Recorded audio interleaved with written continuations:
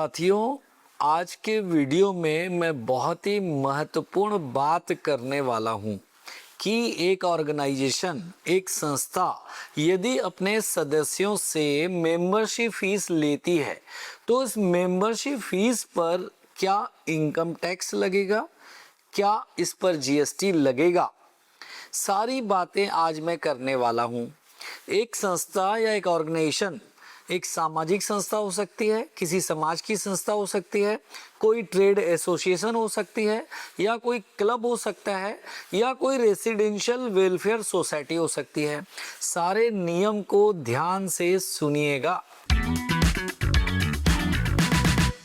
साथियों, संस्था द्वारा अपने सदस्यों से जो मेंबरशिप फीस ली जाती है, इनकम टैक्स में कुछ अलग प्रावधान है और जीएसटी में कुछ अलग प्रावधान है। एक एक बात को ध्यान से सुनिएगा। सबसे पहले मैं बात करूंगा इनकम टैक्स एक्ट के अंतर्गत। पॉइंट नंबर 1, यदि कोई संस्था अपने सदस्यों से मेंबरशिप फीस लेती है और अपने सदस्यों पर खर्च कर देती है तो इसे इनकम टैक्स एक्ट के अंतर्गत आय नहीं माना जाता, क्योंकि अपने ही सदस्यों से ली गई फीस और सदस्यों पे खर्च करना यह आय नहीं है, इसलिए इस पर इनकम टैक्स नहीं लगता। अर्थात यदि आपने कोई मेंबरशिप फीस वसूल की और मेंबर्स पे खर्च किया और कुछ बचत होती है तो वो आपकी आय नहीं है, इस पर इनकम टैक्स नहीं लगेगा।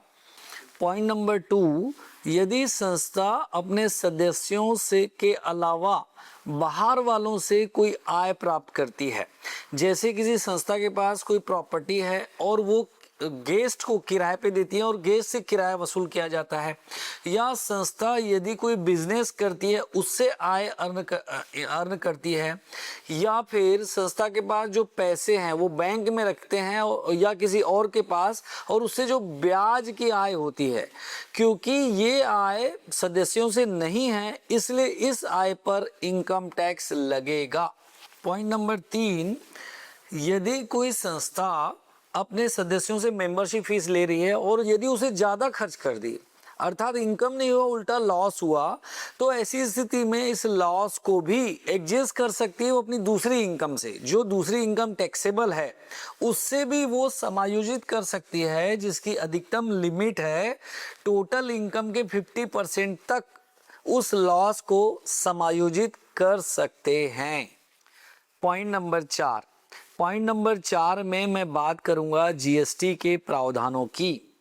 जीएसटी के अंतर्गत कॉन्सेप्ट पहले सेम था जैसे कि इनकम टैक्स एक्ट के अंतर्गत है, लेकिन 2021 के अमेंडमेंट के बाद इसमें अमेंडमेंट कर दिया गया है धारा 71AA के अंतर्गत, जिसके अंतर्गत संस्था और मेंबर्स को अलग अलग माना जाता है। अर्थात जब कोई संस्था, जो सामाजिक संस्था हो या ट्रेड एसोसिएशन हो या क्लब हो, यदि अपने सदस्यों से मेंबरशिप फीस ले रही है तो उस पर 18% जीएसटी जोड़ कर लेना है। लेकिन वही संस्था जीएसटी लेगी जो जीएसटी में रजिस्टर्ड है, और कोई संस्था को जीएसटी में रजिस्टर्ड होने की तब आवश्यकता होती है जब वर्ष भर में उसकी ग्रॉस रिसिप्ट 20 लाख रुपए से ज़्यादा हो। Point number 5, residential welfare society के नियम जीएसटी में थोड़े अलग हैं। रेसिडेंशियल वेलफेयर सोसाइटी यदि जीएसटी में रजिस्टर्ड है तो अपने सदस्यों से मेंटेनेंस चार्ज पर जीएसटी लेगी, लेकिन तब यदि किसी सदस्य से मेंटेनेंस चार्ज प्रति माह 7,500 रुपये से अधिक ले रही है तो पूरे मेंटेनेंस चार्ज पर 18% जीएसटी जोड़ना होगा। इसका मतलब है कि यदि 7,500 या उससे कम मेंटेनेंस चार्ज ले रही है कोई वेलफेयर सोसाइटी तो उस पर जीएसटी नहीं लेना है।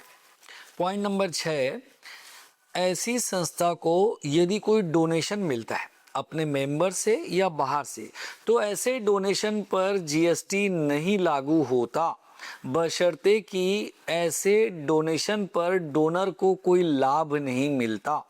यदि डोनेशन देने के बाद डोनर का विज्ञापन छापा जाता है तो उसे डोनेशन नहीं स्पॉन्सरशिप कहा जाता है। ऐसी स्थिति में स्पॉन्सरशिप पर जीएसटी वसूल करना होगा।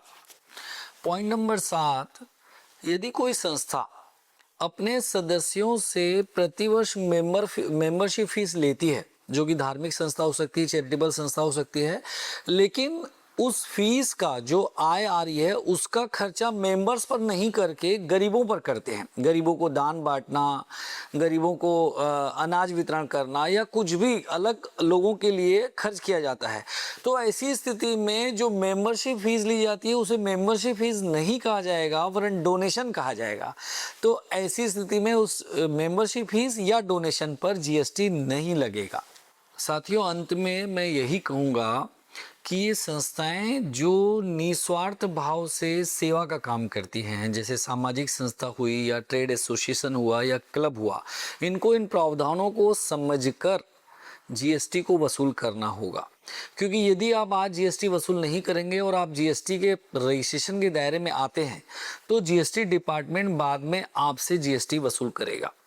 इसलिए इन प्रावधानों को समझ लें और यदि आपके ऊपर जीएसटी एप्लीकेबल है तो आप जरूर रजिस्टर्ड कराएं। और यदि किसी भी प्रकार का डाउट हो, आपका प्रश्न है, तो मैं आपके साथ हूँ। जय हिंद।